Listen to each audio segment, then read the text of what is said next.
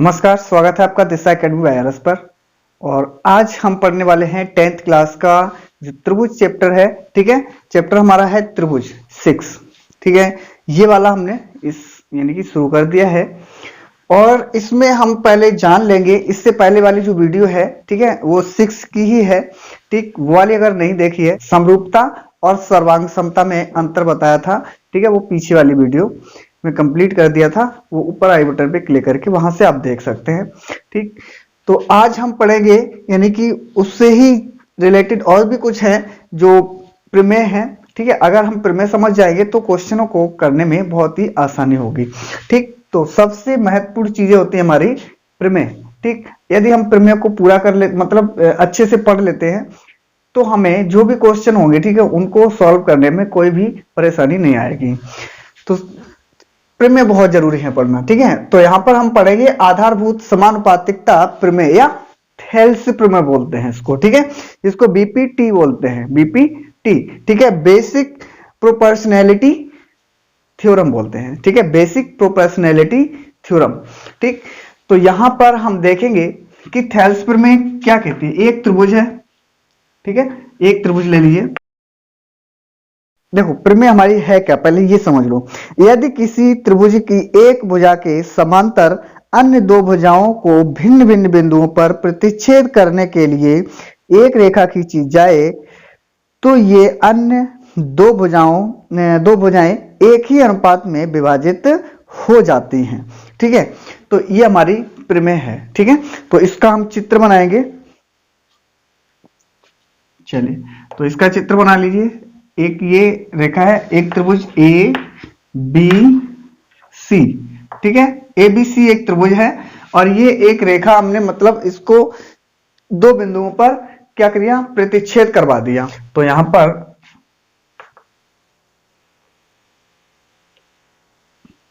ये 90 डिग्री पे काटेगा, ठीक है, और ये भी 90 डिग्री पर काट रहा है। ठीक, और इसको इससे मिला दो।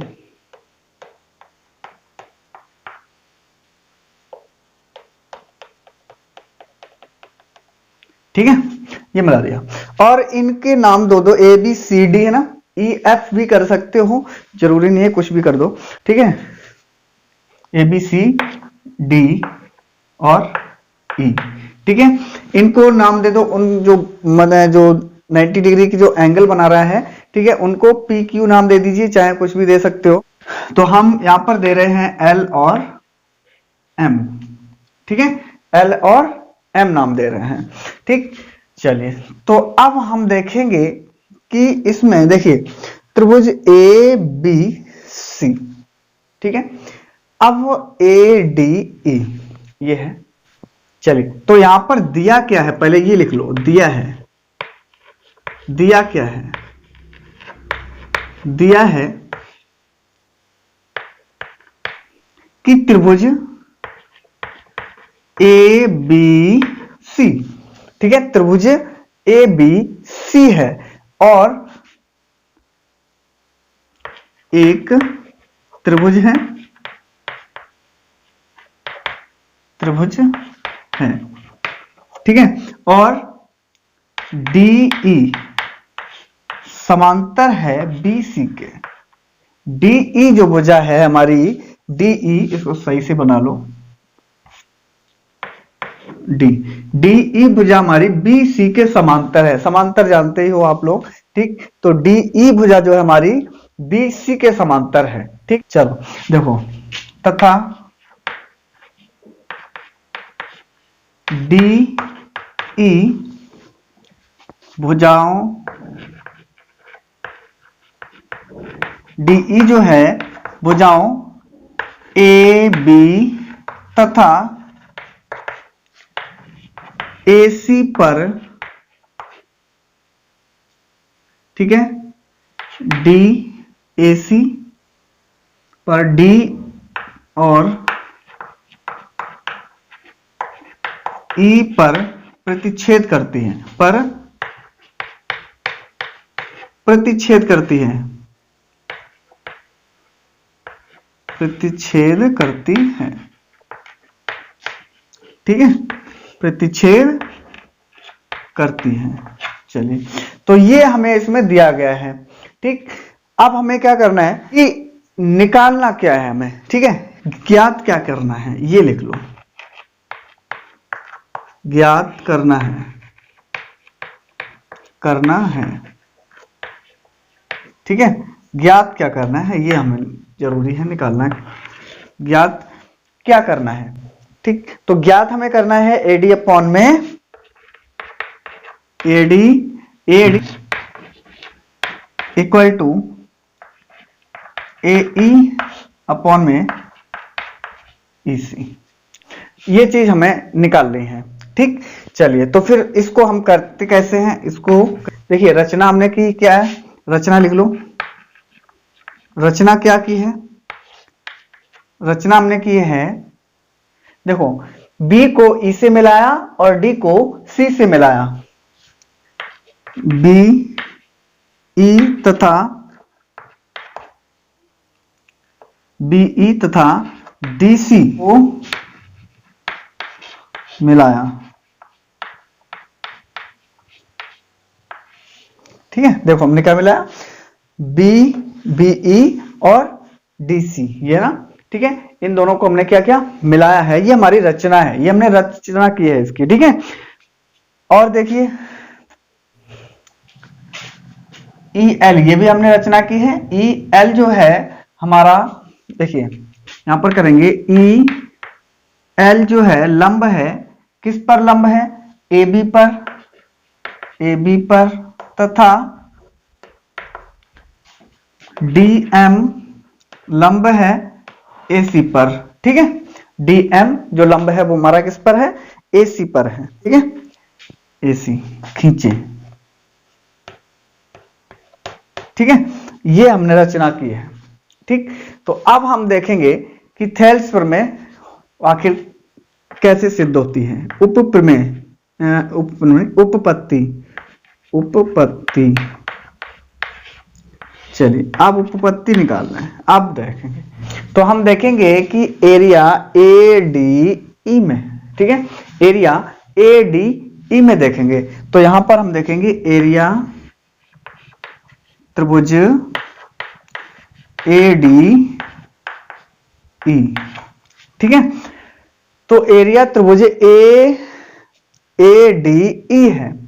ठीक है, ADE है, तो यहां पर इसके लिए हम निकालेंगे, तो हमारा क्या होगा, देखो हमारा होता है, एक त्रिभुज का क्षेत्रफल क्या होता है, 1/2 गुणे आधार गुणे ऊंचाई। तो इसमें देखेंगे हम, इस वाले त्रिभुज में देखेंगे कि हमारा आधार हम मान लेते हैं A और D। ठीक है, AD हमारा आधार हो गया, और EL क्या हो गई, यहां पर हमारी ऊंचाई हो गई EL। ठीक है, अब पुनः हम देखेंगे कि त्रिभुज DEB में, ठीक है, किसमें, DE और B में देखेंगे। ठीक, तो चलिए, एरिया त्रिभुज DBE is equal to 1/2 into, अब देखिए यहां पर DEB, ये वाला त्रिभुज हमारा है, ये वाला बना हुआ है। ठीक है, ये त्रिभुज बना है। अब देखिए इसकी ऊंचाई क्या होगी, ऊंचाई हमारी होगी ये EL ही रहेगी। ठीक, और आधार हमारा क्या हो जाएगा, DB हो जाएगा। ठीक, तो यहां पर DB इंटू ऊंचाई हमारी होगी EL। ठीक है, ये हो गई। तो यहां से हम निकाल सकते हैं अनुपात एरिया त्रिभुज ADE अपॉन में एरिया त्रिभुज DBE। ठीक है, बराबर हो जाएगा हमारा 1/2 गुणे AD इंटू EL अपॉन में 1/2 गुणे DB इंटू EL। ठीक है, तो जो इसमें से कट रहा है उसको काट दो। देखो 1/2 से कट गया, EL से EL कट गया, तो हमारा क्या बचा, AD अपॉन में DB। इसको समीकरण 1 डाल दो, ADE में पुनः देखेंगे। ठीक है, चलिए त्रिभुज ए, यहां पर निकालेंगे एरिया त्रिभुज ए डी ई, ठीक है, हमारा यही रहेगा।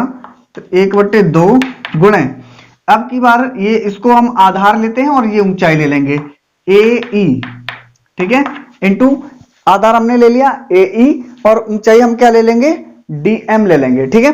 तो यहां ऊंचाई जो हो जाएगी डी एम हो गई, ठीक। अब एरिया त्रिभुज, अब देखिए हमने अभी ये वाला त्रिभुज लिया था, इधर वाला लिया था ना, ये वाला लिया था, कौन सा डी ई बी लिया था। अब हम लेंगे डी ई सी, ठीक है, डी ई सी ले लीजिए या सी डी वो ई डी सी ले लीजिए। चलिए तो यहां पर हम ले लेंगे डी ई सी बराबर 1/2 गुणे, देखिए इसका आधार हम क्या लेंगे ई और सी ले लीजिए।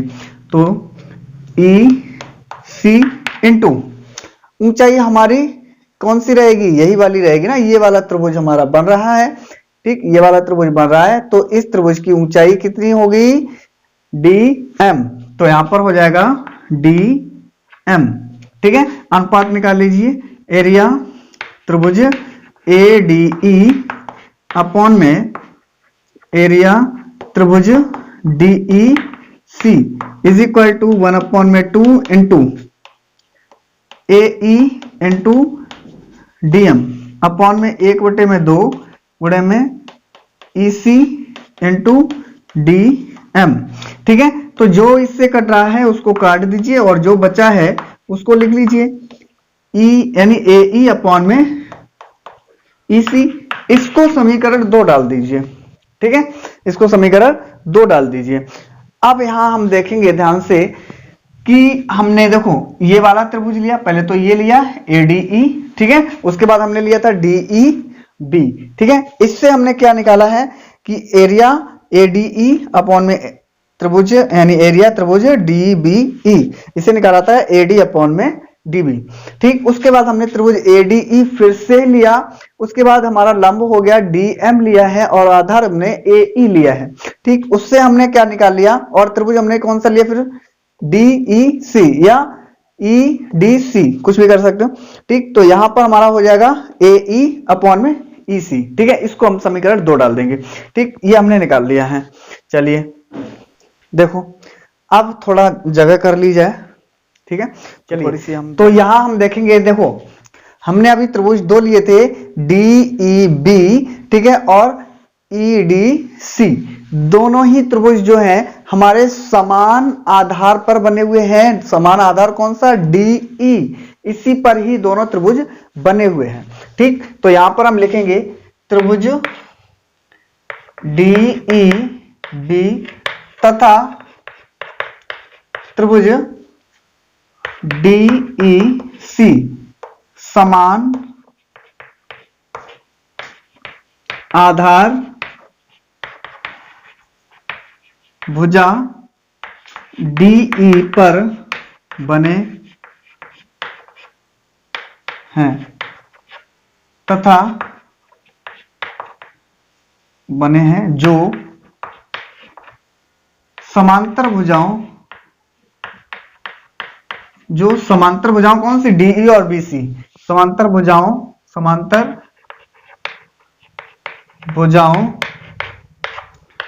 DE तथा BC के मध्य स्थित हैं,